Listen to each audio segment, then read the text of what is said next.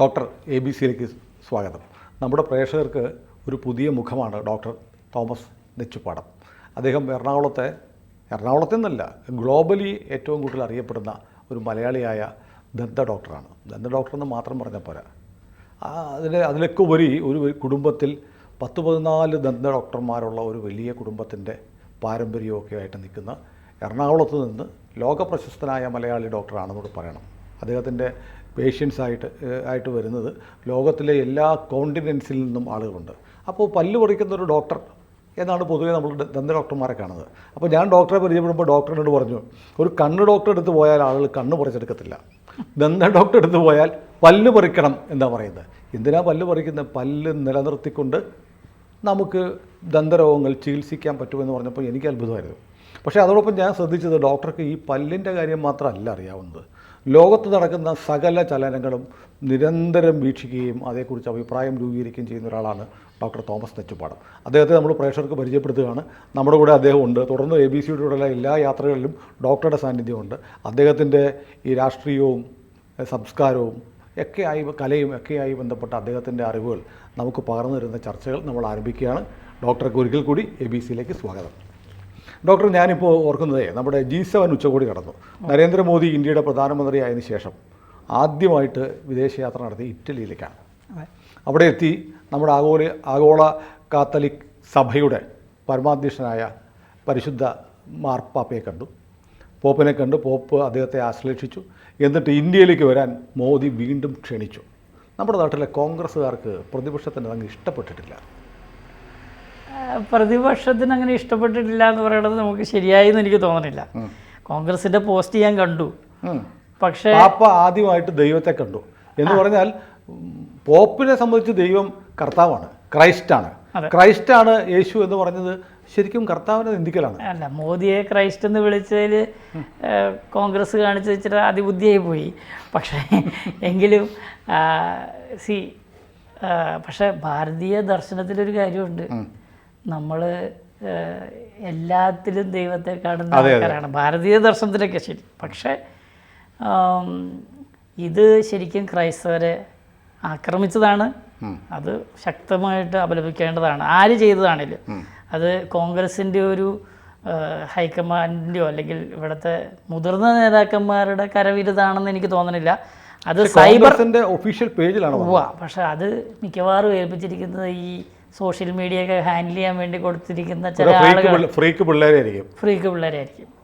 അവരുടെ മനസ്സിൽ തോന്നിയ ഒരു ചാബല്യമെന്നേ എനിക്ക് കാണാൻ തോന്നുള്ളൂ. പക്ഷേ ഇന്ന് പോലും അതിനെ ശക്തമായിട്ട് അപലപിക്കുന്ന ഒരു നോട്ടീസ് വരാത്തതിൽ എനിക്ക് സഭയുടെ ഭാഗത്തുനിന്ന് ആരും ഒന്നും പറയുന്നില്ല.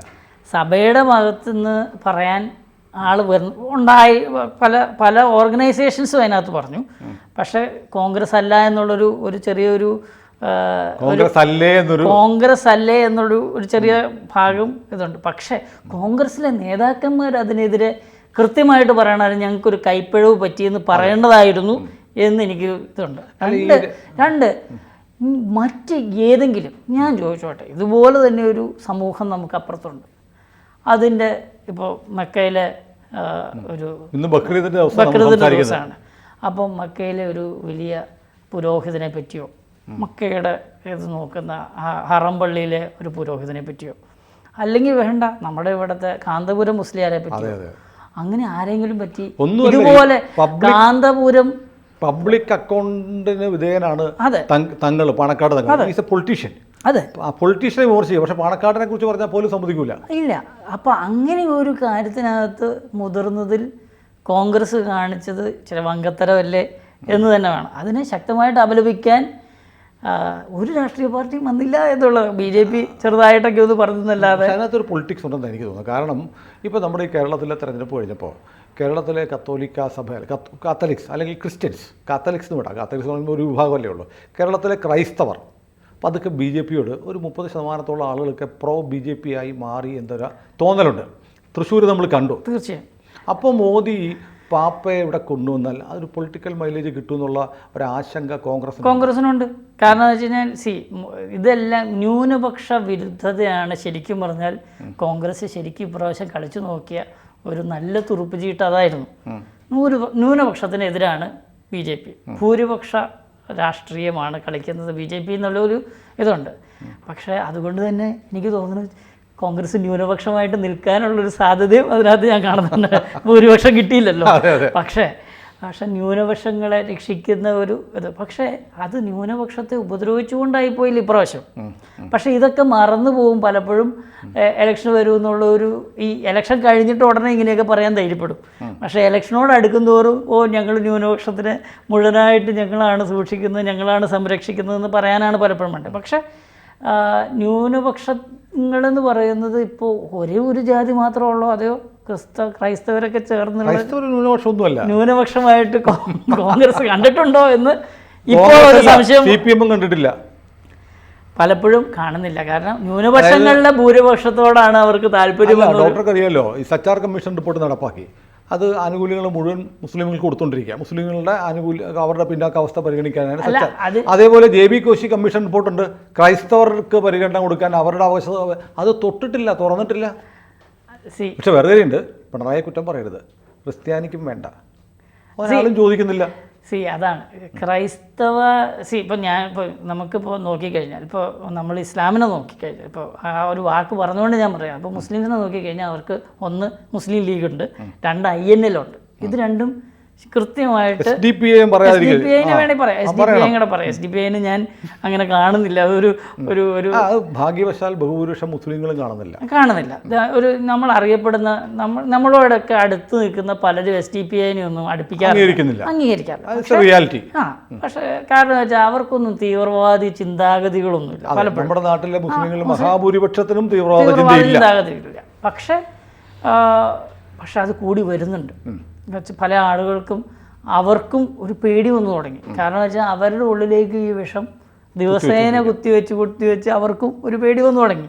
പിന്നെ ഈ പറയുന്ന BJPയും ചില സമയത്തൊക്കെ ഉപയോഗിക്കുന്ന വാക്കുകൾ കാണുമ്പോൾ ഒരു ഇതുള്ളവർക്കൊക്കെ ഒരു പേടി വരുന്നില്ലേ എന്നൊന്നും അതിനകത്ത് സ്വാഭാവികമാണ്. പക്ഷെ അത് രണ്ടും നമ്മൾ നോക്കണം. കാരണം വെച്ചാൽ ആൾക്കാരെ പേടിപ്പിച്ചിട്ട് അവർ പേടിക്കുന്നു എന്ന് പറഞ്ഞിട്ട് കാര്യമില്ല. അപ്പോൾ അങ്ങനെ പേടി വരുന്നുണ്ടെങ്കിൽ അതിന് ഭരണകൂടവും പ്രതിപക്ഷവും രണ്ടും ഒരുപോലെ തന്നെ പ്രശ്നക്കാരാണ്. പക്ഷെ ഞാൻ ചോദിക്കുന്നത് വെച്ചാൽ ഈ ഒരു ഭൂരിപക്ഷം എന്ന് പറയുന്നവർക്ക് കൃത്യമായിട്ടൊരു രാഷ്ട്രീയ പാർട്ടിയുണ്ട്. രാഷ്ട്രീയ പാർട്ടി ഉണ്ടാകുമ്പോൾ അവർക്കൊരു വോട്ട് ബാങ്ക് കൃത്യമായിട്ട് കാണിക്കാനുണ്ട്. ഇതിപ്പോൾ മുസ്ലിം ലീഗിൻ്റെ ഒരു സ്ഥാനാർത്ഥി എന്ന് പറഞ്ഞ് നിർത്തി കഴിയുമ്പോൾ അവർ ജയിപ്പിക്കുമ്പോൾ അതിനകത്ത് ക്രിസ്ത്യാനികളും വോട്ട് ചെയ്യുന്നുണ്ടാവും, എല്ലാവരും വോട്ട് ചെയ്യുന്നുണ്ടാവും. പക്ഷേ അവർക്കത് കാണിക്കുമ്പോൾ അതൊരു മാത്രമാണെന്നുള്ള നമ്മൾ ഈ കളമശ്ശേരി മണ്ഡലത്തിൽ കേരളത്തിലെ ഏറ്റവും കൂടുതൽ ഹിന്ദു വോട്ടുകളുള്ള ഒരു മണ്ഡലമാണ്. പക്ഷെ അത് ലീഗിന്റെ മണ്ഡലമായിട്ട് അറിയപ്പെടുന്നു. അപ്പോൾ ലീഗിന്റെ സ്ഥാനാർത്ഥി വന്നാൽ ഹിന്ദുക്കളും ക്രിസ്ത്യാനികളും കൂടി വോട്ട് ചെയ്യുന്നുണ്ട്. പക്ഷെ അറിയപ്പെടുന്നത് ലീഗിന്റെ. അതുപോലെ ക്രിസ്ത്യാനികൾക്കൊന്നുമില്ല. കാര്യം BJP ഒരു ഹിന്ദുത്വ പാർട്ടിയാണോ എന്ന് ചോദിച്ചാൽ അല്ല. അതിനങ്ങനെ ഒരു പാർട്ടി ബേസിൽ അങ്ങനെയില്ല. പക്ഷേ അതിനെ അറിയപ്പെടുന്നത് ഹിന്ദുവിൻ്റെ പാർട്ടിയായിട്ടാണ് അറിയപ്പെടുന്നത്. ക്രിസ്ത്യാനിക്ക് മാത്രം ഇതില്ല. അതിന് കേരള കോൺഗ്രസ് ക്രിസ്ത്യാനിയുടെ പാർട്ടിയാണ്, അത് പറയാൻ പറ്റത്തില്ലല്ലോ. അത് ക്രിസ്ത്യാനിയുടെ പാർട്ടി എന്ന് പറയാൻ പറ്റില്ല. ക്രിസ്ത്യാനികളാണ് അതിൻ്റെ മുകളിലൊക്കെ ഇരുന്നിരുന്നത്, അതുകൊണ്ട് ക്രിസ്ത്യാനിയുടെ പാർട്ടി. അല്ലാതെ ക്രിസ്ത്യാനികൾക്ക് മാത്രമേ അവിടെ സ്ഥാനാർത്ഥിത്വം കൊടുക്കുമെന്നൊന്നുമില്ല. BJPക്കും അങ്ങനെയില്ല, ഞാൻ അങ്ങനെ കണ്ടിട്ടില്ല. പക്ഷേ കൃത്യമായിട്ട് മുസ്ലിം ലീഗിനും INLനും അത് മുസ്ലിംസിന് മാത്രമേ അത് കൊടുക്കുള്ളൂ. ലീഗ് പണ്ട് UC രാമനെ മത്സരിപ്പിച്ച് ജയിപ്പിച്ചിട്ടുണ്ട്. അപ്പോൾ അങ്ങനെ ചില അതുകൊണ്ട് എക്സെപ്ഷൻസ് ആർ ദേർ. അത് എന്തെങ്കിലും ഒരു കാരണത്തിനായിരിക്കും. SC ST മണ്ഡലമായിരുന്നു ലീഗിന് കിട്ടി. അപ്പോൾ അതുകൊണ്ട് നമ്മൾ പറയുമ്പോൾ എപ്പോഴും പറയണം, അതുകൊണ്ടായിരിക്കണം ക്രിസ്ത്യാനികൾക്കൊരു യോജിച്ച ഒരു അഭിപ്രായം പറയാനില്ല. കാരണം ഇപ്പോൾ തന്നെ അതിനകത്ത് തന്നെ ഓരോ സഭയ്ക്കകത്തും പ്രശ്നങ്ങളുണ്ട്. അതുകൊണ്ട് തന്നെ ഒരാൾ പറയുന്നതിനെതിരെ പറയാൻ ആൾക്കാരുള്ളത് കൊണ്ടൊക്കെ ആയിരിക്കാം പലരും മിണ്ടാതിരിക്കുന്നത്. കാരണം അവരുടെ അകത്തുനിന്ന് തന്നെ. അപ്പോൾ പക്ഷേ ഇങ്ങനെയൊക്കെ വിളിക്കാവോ? ഒരു സഭ അല്ല ഒരു സഭയുടെ നേതാവ് അല്ലെങ്കിൽ ആ സഭയുടെ ദൈവമായിട്ട് ഒരു രാഷ്ട്രീയക്കാരനെ വിളിക്കുക എന്നൊക്കെ പറയുന്നത് അത് വളരെ മോശമായി.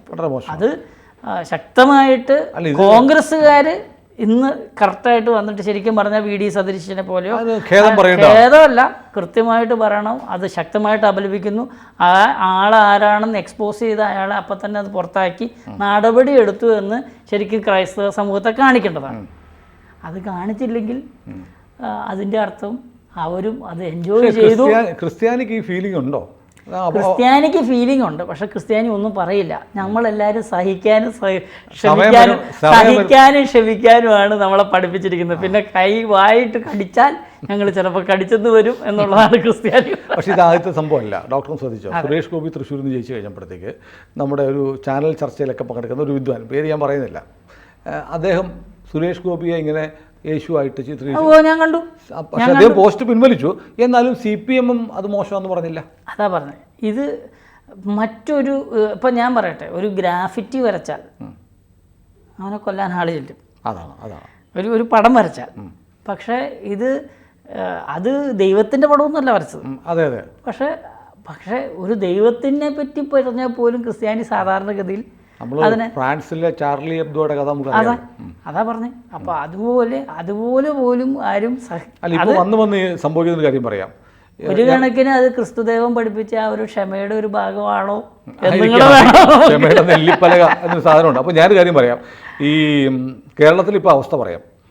MF ഹുസൈന് സരസ്വതി ദേവിയെ ദുർഗയൊക്കെ നഗ്നയായിട്ട് വരയ്ക്കാം, ഒരു പ്രശ്നവുമില്ല. നമ്മൾ അദ്ദേഹത്തിൻ്റെ വീട്ടിൽ കൊണ്ടുപോയി അവാർഡും കൊടുക്കും കേരള സർക്കാർ. ഇപ്പോൾ വന്ന് യേശുക്രിസ്തുവിനെയും വരയ്ക്കാം, ആരും ചോദിക്കാനിരിക്കുന്നില്ല. ഒരൊറ്റ കാര്യം, ഒരു പേരെഴുതിയാൽ നിങ്ങളുടെ കൈവെട്ടുന്ന കേരളമാണ് നമ്മുടെ മുന്നിലുള്ളത്. അത് അതും ശരിക്കും സാധാരണ ഒരു മുസ്ലിം ഒന്നും അത് ചെയ്യില്ല. എനിക്ക് എന്തോരം പേരെ അറിയാം, മുസ്ലിംസായിട്ട് വളരെ നന്നായിട്ട് ജീവിക്കുന്നവർ. ഡോക്ടർ എത്രയോ പേഷ്യൻസ് ഉണ്ടാവും. എനിക്ക് പേഷ്യൻസ് ഉണ്ട്, എനിക്ക് എന്തോരം സ്നേഹിതരുണ്ട്. ഞാൻ ഇന്നും ആദരിക്കുന്നവർ, എന്നെ ഇന്നും എല്ലാ ദിവസവും ഞങ്ങൾ ഒരുമിച്ച് ചായ കുടിക്കുന്ന എന്തോരം മുസ്ലിംസ് ഉണ്ട്, നല്ല മനുഷ്യരാണ്. മഹാഭൂരിപക്ഷം മുസ്ലിംകളും ഈ വിചാരം ഇല്ലാത്തവരാണ്. പക്ഷേ ഇതിനകത്ത് കയറിക്കൂടി ഇവരുടെയും പേര്, ഏത് നല്ല മനുഷ്യരുടെയും പേര് ചീത്തയാക്കാൻ വലിയ സംഘം അത് പ്രവർത്തിക്കുന്നുണ്ട്.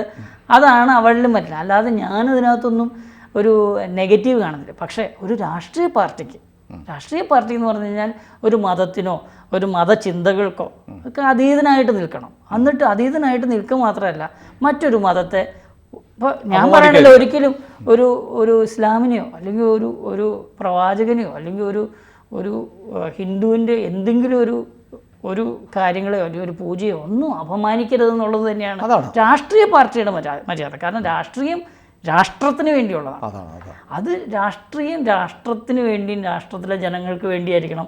അല്ലാതെ ഒരു മതത്തെ നിന്ദിക്കാനോ മതത്തെ കളിയാക്കാനൊന്നും രാഷ്ട്രീയം ഉപയോഗിക്കുന്നത് ശരിയല്ല. കോൺഗ്രസ് കാണിച്ച ഇത് അപലപനീയമാണ്. അതുമാത്രമല്ല, അതൊരു തെറ്റായിപ്പോയി എന്ന് പറഞ്ഞ് അതിനെ അങ്ങ് പിൻവലിച്ച് അതിനൊരു കൃത്യമായ നടപടി എടുക്കേണ്ടതാണ് ശരിക്കും കോൺഗ്രസ് ചെയ്യേണ്ടത്. ഡോക്ടർ, ഞാൻ ഈ പാപ്പ വന്ന എൻ്റെ ഓർമ്മ, ഞാനൊക്കെ സ്കൂളിൽ പഠിക്കുമ്പോഴാണ് പത്രത്തിൽ കോട്ടയത്ത് നാഗമ്പടം മൈതാനത്ത് പാപ്പ വന്നു. അതിൻ്റെ ഫോട്ടോ കണ്ട് ഓർക്കുന്നുണ്ട് വിദ്യാർത്ഥിയായിരിക്കുമ്പോൾ. അതിനുശേഷം ആ പാപ്പ ഇന്ത്യയിൽ വന്നിട്ടില്ല. ഇന്ത്യയിലെ ഭരണാധികാരികൾ ഇത്ര താല്പര്യം എടുത്ത് അദ്ദേഹത്തെ ക്ഷണിച്ചുകൊണ്ട് വന്നിട്ടുമില്ല. ഇപ്പോൾ കഴിഞ്ഞ വർഷം മോദി കണ്ടപ്പോഴും പാപ്പയെ ക്ഷണിച്ചു, ഇപ്പോൾ വീണ്ടും ക്ഷണിച്ചിരിക്കുന്നു. അപ്പോൾ എന്തുകൊണ്ടായിരിക്കും BJP ഒരു പ്രത്യേക താല്പര്യം, അല്ലെങ്കിൽ പ്രധാനമന്ത്രി നരേന്ദ്രമോദി പാപ്പയെ ഇന്ത്യയിലേക്ക് കൊണ്ടൊരു പ്രത്യേക താല്പര്യം എടുക്കുന്നുണ്ടോ? രണ്ട് കാര്യം മനസ്സിലാക്കണം. മോദി ഇന്ന് ഒരു ഇന്ത്യയുടെ നേതാവൊന്നുമല്ല. ഒന്നാമത്തെ കാര്യം, മോദിയെ ലോകരാജ്യങ്ങൾ കാണുന്ന ഒരു ലോക നേതാവായിട്ടാണ്. കാരണം വെച്ചാൽ ഒരു തലപ്പൊക്കമുള്ള നേതാവാണ്, എല്ലാവരുമായിട്ട് നല്ല ബന്ധം പുലർത്തുന്നതാണ്. ആ ബന്ധത്തിനകത്ത് ഞാൻ ഏറ്റവും കൂടുതൽ കാണുന്ന ഒരാളാണ് ജയശങ്കർ എന്ന് പറയുന്ന നമ്മുടെ വിദേശകാര്യമന്ത്രി. അദ്ദേഹം എനിക്ക് ആ പൊസിഷനിൽ നമ്മുടെ ശശി തരൂരൊക്കെ വരണമെന്നായിരുന്നു, നമ്മുടെ മലയാളി വരണമെന്നായിരുന്നു. പക്ഷേ Jaishankar is doing N excellent job, വളരെ നല്ല ജോലിയാണ് ചെയ്യുന്നത്. പക്ഷേ മോദിക്ക് ജയശങ്കർ മൂലമോ അല്ലെങ്കിൽ സ്വന്തമായിട്ട് മോദിയുടെ ഒരു റാപ്പോ, മോദിയും മറ്റ് ലോക നേതാക്കളും തമ്മിൽ ഉള്ള ആ ഇൻട്രാക്ഷനൊക്കെ കാണുമ്പോൾ മോദിയെ കാണുന്ന ഒരു ലോക നേതാവായിട്ടാണ്. അതുമാത്രമല്ല, നമുക്ക് നമ്മളുടെ ഇന്ന് രാവിലെ ഞങ്ങൾ വീട്ടിലിരുന്ന് സംസാരിച്ചപ്പോൾ പറയാറുണ്ട്, 700 കോടി ജനമുള്ളതിനകത്ത് 130 കോടി ഇന്ത്യയിലാണ്. ഈ 130 കോടി ജനത്തിൻ്റെ നേതാവായിട്ടാണ് മോദിയെ കാണുന്നത്. എന്ന് പറഞ്ഞാൽ 1/7 കൂടുതൽ. നമ്മൾ കണ്ടല്ലേ ഇറ്റാലിയൻ പ്രധാനമന്ത്രി മെലോഡി എന്നും പറഞ്ഞ് രണ്ടുപേരുടെയും ചേർത്ത് ഒരു റീലുണ്ടാക്കി ഇട്ടതൊക്കെ. അപ്പോൾ അതുകൊണ്ട് ലോക നേതാവാണ്. അപ്പോൾ അദ്ദേഹവും അതോടൊപ്പം തന്നെ വേറൊരു വലിയ ഒരു സമൂഹത്തിൻ്റെ മുഴുവൻ നേതാവും അതോടൊപ്പം തന്നെ ഒരു രാജ്യത്തിൻ്റെ പരമാധികാരിയാണ്. വത്തിക്കാൻ ചെറിയൊരു രാജ്യമാണെങ്കിലും പരമാധികാരിയാണ്. അങ്ങനെയുള്ള ഒരാളെന്ന് പറയുമ്പോൾ അതുമാത്രം ഒരു വലിയ സമൂഹം, കാത്തലിക് സമൂഹം എന്ന് പറയുന്നത് ലോകത്തെ ഏറ്റവും വലിയൊരു റിലീജിയസ് സമൂഹമാണ്. കാര്യം അതിനകത്ത് നിന്ന് കുറേയൊക്കെ പോയി വിശ്വസിക്കുന്നവരില്ല എന്നൊക്കെ ഉള്ളവരുണ്ടെന്ന് പറഞ്ഞാലും എന്തൊക്കെ പറഞ്ഞാലും അവനുണ്ടായപ്പോൾ കത്തോലിക്കനാണ്, മരിക്കുമ്പോഴും അവൻ കത്തോലിക്കനാണ്. അങ്ങനെ ജീവിക്കുന്ന ഒത്തിരി പേരുണ്ട്. ആ കത്തോലിക്ക സമൂഹത്തിൻ്റെ മുഴുവനും പവർഫുള്ളായിട്ടുള്ള ഒരു നേതാവേ ഉള്ളൂ, അത് പോപ്പാണ്. ഒരു ക്രൈസ്തവ വിഭാഗത്തിൻ്റെ ഏറ്റവും വലിയ ആചാര്യനാണ്. ഇനി കത്തോലിക്കരല്ലാത്ത ക്രൈസ്തവർക്ക് പോലും പോപ്പെന്ന് പറയുമ്പോൾ അവരാദരിക്കുന്നു, അവരതിനെ ബഹുമാനിക്കുന്നു. അങ്ങനെയുള്ളവരുണ്ട്. ആ പോപ്പിൻ്റെ അടിയിൽ വരുന്നവരൊന്നായിരിക്കില്ല. അപ്പോൾ ക്രൈസ്തവരിൽ ഏറ്റവും ഇതാണ്. അപ്പോൾ ഈ ഒരു രാജ്യത്തിൻ്റെ ഒരു അധിപതിയെ നമ്മൾ വിളിച്ചു വരുന്നത്, ഇപ്പോൾ നമ്മൾ തൊട്ടപ്പുറത്ത് കിടക്കുന്ന മാലദ്വീപ്സ് ഇന്ത്യയായിട്ട് ബന്ധം വേണ്ടെന്ന് പറഞ്ഞിട്ട് മൊയ്സുവിനെ നമ്മൾ വിളിച്ച് ബംഗ്ലാദേശ് ഹസീനനെ വിളിച്ചു. നമുക്കതൊന്നും മോദി അതിനൊന്നും ഒരു ഇതും പറഞ്ഞില്ല. രണ്ടും വേണമെങ്കിൽ ന്യൂനപക്ഷ രാജ്യങ്ങളെന്ന് വേണമെങ്കിൽ പറയാം, അങ്ങനെ വേണമെങ്കിൽ പറയാം. അവർക്കും വേണ്ടി ചിന്തിക്കായിരുന്നു, മുസ്ലിങ്ങൾ ഇവിടെ ഭയങ്കരമായിട്ട് ബുദ്ധിമുട്ടുന്നു, അതുകൊണ്ട് ഞങ്ങൾ വരുന്നില്ല, ഞങ്ങളതിൽ പ്രതിഷേധിക്കും. അവരൊക്കെ വന്നു. അപ്പോൾ നമുക്ക് നല്ല ബന്ധമാണ്. ലോക രാജ്യങ്ങളിലുള്ളവർക്കൊന്നും ഇങ്ങനെയൊന്നും തോന്നിയിട്ടില്ല എന്നുള്ളതാണ് നമുക്കാണ് ഈ വിമർശനം. ലോക രാജ്യങ്ങളിൽ ഇരിക്കുന്നവർക്ക് അതൊന്നും അങ്ങനെ തോന്നിയിട്ടില്ല. പിന്നെ മൂന്നാമത്തെ കാര്യം, മാർപ്പാപ്പ ഇവിടെ വന്നു കഴിഞ്ഞാൽ ക്രൈസ്തവർക്ക് അതൊരു വലിയൊരു ഉണർവാണ്. മാർപ്പാപ്പ വരുമ്പോൾ മാർപ്പാപ്പനെ ഇവിടെ കൊണ്ടുവരാൻ അനുവദിച്ചു എന്ന്. കാരണം പലപ്പോഴും ഒരു ക്രൈസ്തവ മിഷണറിമാരൊന്നും വരാതിരിക്കാൻ വേണ്ടി പുതിയ നിയമങ്ങളൊക്കെ ഉണ്ടാക്കിയിട്ടുണ്ട്. അല്ല, നിലവിലുള്ള നിയമപ്രകാരം മതപ്രചരണം നടത്താൻ പറ്റില്ല. വിദേശത്ത് വന്ന് ഇവിടെ മതപ്രചരണം നടത്തരുത് എന്നും അത് ആൻറ്റി കൺവേർഷന് വേണ്ടിയൊക്കെ ആയിട്ട് കൊണ്ടുവന്നിരിക്കുന്ന സമയത്ത് ഒരു ക്രൈസ്തവ മേലധ്യക്ഷനെ മോദി തന്നെ വിളിച്ചുകൊണ്ട് വരുന്നു എന്നുള്ളത് റവല്യൂഷണറി ആയിട്ടുള്ള ഒരു നല്ല കാര്യമാണ്. അപ്പോൾ അതുകൊണ്ട് തന്നെ ഞാൻ പ്രതീക്ഷിക്കണമെന്ന് വെച്ച് കഴിഞ്ഞാൽ മാർപ്പാപ്പയെ പോലെ തന്നെ തലപ്പൊക്കമുള്ള മറ്റ് നേതാക്കന്മാരെയും മോദി ക്ഷണിക്കട്ടെ എന്നാണ് എൻ്റെ ആഗ്രഹം. അല്ലാതെ ഇതിനകത്ത് നിന്ന് രാഷ്ട്രീയ മൈലേജ് ആണെന്ന് പറയാനല്ല. രാഷ്ട്രീയ മൈലേജ് ആയിരിക്കാം. അപ്പോൾ അങ്ങനെയാണെങ്കിൽ മറ്റുള്ള ഇപ്പോൾ ഞാൻ ചോദിച്ചോട്ടെ, മുസ്ലിം ലീഗ് എന്ന് പറയുന്ന ഒരു പാർട്ടിയെ തന്നെ കോൺഗ്രസ് കൊണ്ടുവന്ന് നടക്കുന്നു. അല്ല, വാഴ നനയുമ്പോൾ ചീരയെ നനയും. അപ്പോൾ അങ്ങനെ അപ്പോൾ എല്ലായിടത്തും അതിൻ്റെ പൊളിറ്റിക്കൽ മൈലേജ് ഇസ് ഗുഡ്. ഉണ്ടാവട്ടെ. BJPക്ക് അതിന് പൊളിറ്റിക്കൽ മൈലേജ് ഉണ്ടാകാം. പക്ഷേ ഞാൻ ചോദിച്ചോട്ടെ, ഇപ്പോൾ പാലാക്കാരന് ഒരിക്കലും മാറ്റി കുത്തുവോ BJPക്ക്? എനിക്ക് I don't think so. I don't know. കാരണം വെച്ച് കഴിഞ്ഞാൽ ഇനി എന്തെങ്കിലും പാലായിലുള്ള പിന്നെ PC ജോർജൊക്കെ വന്നേക്കണോണ്ട് നമുക്കറിയില്ല. പക്ഷേ നമ്മുടെ കേരള കോൺഗ്രസ്സിൽ സ്ഥിരമായിട്ടുണ്ടായിരുന്ന ഒരാൾ പെട്ടെന്ന് പോയി പാപ്പേനെ കൊണ്ടുവന്ന മോദിക്ക് കുത്തിയേക്കാം എന്നൊന്നും വിചാരിക്കുക, അങ്ങനെയൊന്നും പ്രതീക്ഷിക്കുന്നില്ല നമ്മൾ. എല്ലാവരും കൊണ്ടുപോയി.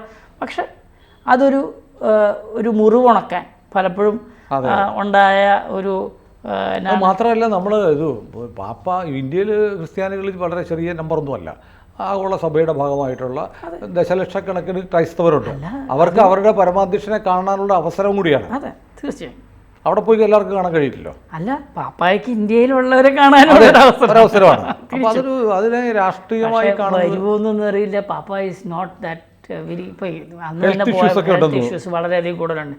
പക്ഷേ ഫ്രാൻസിസ് മാർപ്പാപ്പയെ പറ്റി ആളുകൾ കാണുന്നത് വളരെ നല്ലൊരു മാർപ്പാപ്പയായിട്ടാണ്. കാരണം വെച്ച് കഴിഞ്ഞാൽ പലതും സഹിഷ്ണുതയോടെ കാണുന്ന, വളരെ എല്ലാവരെയും ഒത്തുചേർത്ത് കൊണ്ടുപോകണം എന്നൊക്കെ വിചാരിക്കുന്ന ഒരു ലൗകികമായ എന്ന് പറഞ്ഞാൽ ചിന്താഗതി എന്ന് പറഞ്ഞു കഴിഞ്ഞാൽ ഒരു ആത്മീയ ചിന്താഗതിയേക്കാൾ കൂടുതൽ ലോകത്തെ ഉൾക്കൊള്ളുന്ന വേൾഡ്ലി ആയിട്ടുള്ള ചിന്താഗതിയുള്ള നല്ല എന്ന് പറഞ്ഞാൽ മാനുഷികമായിട്ടുള്ള ഹ്യൂമൻ ആയിട്ടുള്ള ഒരു മാർപ്പാപ്പയായിട്ട് ഹ്യൂമെയിൻ ആയിട്ടുള്ള മാർപ്പാപ്പയായിട്ടാണ് കാണുന്നത്. അതായത് ക്രൈസ്തവ വരമ്പുകൾക്കപ്പുറത്ത് കടന്ന് പല പ്രസ്താവനകളും നടത്തുന്ന ഒരു മാർപ്പാപ്പയായിട്ട് കാണുന്നത്, എല്ലാവരുടെയും ഒരു ഇതായിട്ട്. അപ്പോൾ അങ്ങനെയൊക്കെയുള്ള ഒരാളെ ഭാരതം ഇക്കാലത്തും ആധ്യാത്മിക ഗുരുക്കന്മാരെ സ്വാഗതം ചെയ്ത മണ്ണാണ്. പോപ്പെന്ന് പറയുന്നത് ലോകത്തിലെ വലിയ സമൂഹമായ ക്രൈസ്തവ സമൂഹത്തിന്റെ പരമാചാര്യനാണ്. അദ്ദേഹം നമുക്ക് ഒരു ആചാര്യനാണ്, ഗുരുവാണ്. അദ്ദേഹം വരട്ടെ. നല്ല കാര്യമാണ്. അല്ല, ഞാൻ പറയുന്നത് ക്രിസ്ത്യാനികൾ മാത്രമല്ല, ലോകത്തിൽ തന്നെ ഏറ്റവും കൂടുതൽ മുസ്ലിംസ് താമസിക്കുന്നത് നമ്മുടെ രാജ്യത്താണ്. അതെ, ഇന്തോനേഷ്യ കഴിഞ്ഞാൽ ഏറ്റവും വലിയ മുസ്ലിം രാജ്യം ഏതാന്ന് ചോദിച്ചാൽ ഏറ്റവും കൂടുതൽ മുസ്ലിം നമ്മുടെ ഇന്ത്യയിലാണ്. അപ്പം അതുകൊണ്ട് എന്തുകൊണ്ട് ഇന്ത്യ പോലൊരു രാജ്യം ഇത്രയും ഡൈവേഴ്സ് ആയിട്ടുള്ള, ഇത്രയും ഓപ്പൺ ആയിട്ടുള്ള, ഇത്രയും സെക്യുലർ ആയിട്ടുള്ള ഒരു രാജ്യം ഉണ്ടോ എന്ന് ചോദിച്ചാൽ ഇല്ല. നമ്മളൊക്കെ അതിൻ്റെ ഗുണഭോക്താക്കളുമാണ്. അപ്പോൾ രാജ്യത്തിൻ്റെ പരമാധികാരി ഒരു ഏതായാലും 10-30 വർഷങ്ങൾക്ക് ശേഷം ഇന്ത്യയുടെ പ്രധാനമന്ത്രി പാപ്പയെ കൊണ്ടുവരാൻ വേണ്ടി നിരന്തരം ശ്രമിക്കുകയാണ്. നല്ല കാര്യം, അതിൽ നമുക്ക് താങ്ക്ഫുൾ ആയിരിക്കാം. തീർച്ചയായും അത് വളരെ നല്ല കാര്യം, വെൽക്കം ചെയ്യാം. നല്ല കാര്യം, വളരെ നല്ല കാര്യമാണ്. അപ്പോൾ പാപ്പ വരട്ടെ ഇന്ത്യൻ മണ്ണിലേക്ക്. തീർച്ചയായും പാപ്പ വരട്ടെ. ഇപ്പോൾ പാപ്പ വരണന് എന്താണ്, വരാൻ നമ്മൾ ആഗ്രഹിക്കുന്നു, വരട്ടെ, നല്ലതാണ്. പാപ്പ രാഷ്ട്രീയമില്ലാത്ത ലോകത്തിലെ എല്ലാ വിശ്വാസികളുടെയും വിശ്വാസികളല്ലാത്തവർക്കും ആദരണീയനായ വ്യക്തിത്വമാണ്. അതിൻ്റെ പേരിൽ ദയവായി രാഷ്ട്രീയം കളിക്കരുതെന്ന് നമുക്ക് ഇവരോട് പറയാം. തീർച്ചയായും പറയണം. കാരണം അത് ചെയ്തത് ശരിയായില്ല, വളരെയധികം മോശമായി പോയി. 2, ഇനി തിരിച്ചു വരുമ്പോൾ പുള്ളി നേരെ മോദി ദൈവത്തെ കണ്ടെന്ന് പറയുമോ എന്ന്, ഇതൊക്കെയാണ് പ്രശ്നം. ഇങ്ങനെയൊന്നും അല്ല ഒരു രാഷ്ട്രീയക്കാര് പെരുമാറേണ്ടതെന്ന്. ജീസസ് ക്രൈസ്റ്റ് പറഞ്ഞ പോലെ ഇവർ ചെയ്യുന്നത് എന്തെന്ന് ഇവരറിയുന്നില്ല എന്ന് സത്യമായിട്ടും. കാര്യം എന്ന് വെച്ചാൽ ഒരു മതത്തെ നമ്മൾ അവഹേളിക്കരുത് എന്നുള്ളത് തന്നെയാണ്. പക്ഷേ ഒരു രാഷ്ട്രീയപരമായിട്ട് ഇങ്ങനെ പറയുമ്പോഴും എന്തായാലും കോൺഗ്രസ്സുകാർ മിയാ കുൽപ്പ മിയാ കുൽപ്പ മിയാ മാക്സിമ കുൽപ്പ എന്ന് പറയില്ല. ശരിയാണ്. പിന്നെ ഇതെല്ലാം തെറ്റായ പ്രവണതകളാണ്. പക്ഷേ BJPക്കും തെറ്റ് പറ്റിയിട്ടില്ലേ, അല്ലെങ്കിൽ പറഞ്ഞ പോലെ എൻ്റെ പിഴ എൻ്റെ വലിയ പിഴ, അതാണ് ലാറ്റിനിൽ പറഞ്ഞിട്ട് മലയാളം. അങ്ങനെ പറഞ്ഞ് കോൺഗ്രസ് തിരുത്തിയാൽ ക്രൈസ്തവർക്ക് കോൺഗ്രസിനോട് സ്നേഹം കൂടുതലുണ്ടാവും. അത് ഇവർക്ക് മനസ്സിലായിട്ടില്ല. അത് ഇന്നെങ്കിലും ഞാൻ പ്രതീക്ഷിച്ചു. ഇത്രയും പ്രശ്നം ഉണ്ടായപ്പോൾ അത് ഒന്നല്ലെങ്കിൽ നമ്മുടെ ഇപ്പോഴത്തെ ഭരണപക്ഷം പറയണ പോലെ ഇതെൻ്റേതല്ല എന്നെങ്കിലും പറയേണ്ടതായിരുന്നു. അതെ, അതെന്തോ ഞങ്ങളുടെ അക്കൗണ്ട് ആരോ ഹാക്ക് ചെയ്ത പറയുമെന്ന് ഞാൻ പ്രതീക്ഷിച്ചു. തൊടുന്യായെങ്കിലും VD സതീശനും K സുധാകരനും പറ്റുമെങ്കിൽ ഇനിയൊന്നെങ്കിലും ഒന്ന് ആലോചിക്കണം. ഒരു വലിയ സമൂഹത്തെയാണ് മുറിവേൽപ്പിച്ചത്. അല്ല, ഞങ്ങളുടെ നല്ലൊന്നാന്തരം പുണ്യാളൻ ചാണ്ടിയമ്മൻ അവിടെ ഉണ്ട്. അതെ, അത് അഭിവന്ദ്യനായ ലോകത്തിന്റെ ആരാധ്യനായ ഒരു മഹാപുരുഷനെ കുറിച്ചാണ് ഇങ്ങനെ പറഞ്ഞത്. അറ്റ്ലീസ്റ്റ് നമ്മുടെ ഉമ്മൻചാണ്ടിയെ എല്ലാവരും വളരെ നന്നായിട്ട് കാണുന്ന അതിനൊരു മോൻ ഇവിടെ ഉണ്ടല്ലോ. അതെ, നമുക്ക് ഇപ്പോൾ എല്ലാവർക്കും ഇഷ്ടമുള്ള 2 ദൈവങ്ങൾ, ഒന്ന് ഭഗവാൻ ശ്രീകൃഷ്ണനും ശ്രീ യേശുവാണ്. യേശുവിനെ ഇഷ്ടപ്പെടാതിരിക്കാൻ ആർക്ക് പറ്റും? കൃഷ്ണനെ എല്ലാവർക്കും ഇഷ്ടം. ഇത്രയും യൂണിവേഴ്സലി അക്സെപ്റ്റൻസ് ഉള്ള 2 ആരാധനാമൂർത്തികൾ വേറെയില്ല, അല്ലേ? സ്നേഹം കാണിക്കുന്ന ആരോടും തിരിച്ച് സ്നേഹം ഇല്ല എന്ന് പറയുന്നത് അതാണ്. അങ്ങനെ ആ ഒരു ചിന്താഗതി നമ്മൾ ആര് സ്നേഹിച്ചാലും നമ്മൾ ഒരാൾ നമ്മളോട് തിരിച്ചു കാണിച്ചാൽ ഞാൻ തിരിച്ചു കാണിക്കും. എനിക്ക് ഒരു മടിയില്ലാത്തൊരു കാര്യമാണ്. അപ്പോൾ സ്നേഹിക്കുന്ന എല്ലാവരെയും തിരിച്ച് സ്നേഹിക്കുക എന്നുള്ളതാണ്. പക്ഷേ അതിന് വൾഗറായിട്ട് ചിത്രീകരിക്കുന്ന രാഷ്ട്രീയക്കാർക്ക് എന്താണേലും രാഷ്ട്രത്തിന് വേണ്ടി നിൽക്കുന്നവർക്ക് അത് ഒട്ടും നല്ലതല്ല. യേശുദേവൻ തന്നെ സൽബുദ്ധി കൊടുക്കട്ടെ. അതെ, ദൈവം തന്നെ അതിന് നല്ല ഒരു ബുദ്ധി കൊടുക്കട്ടെ എന്ന് ആശംസിക്കുന്നു. നമുക്ക് നിർത്താം. തീർച്ചയായും കൂടുതൽ വാർത്തകളും വിശേഷങ്ങളും നിങ്ങളിലേക്ക് എത്താൻ ABC മലയാളം സബ്സ്ക്രൈബ് ചെയ്യുക, ബെൽ ബട്ടണും അമർത്തുക.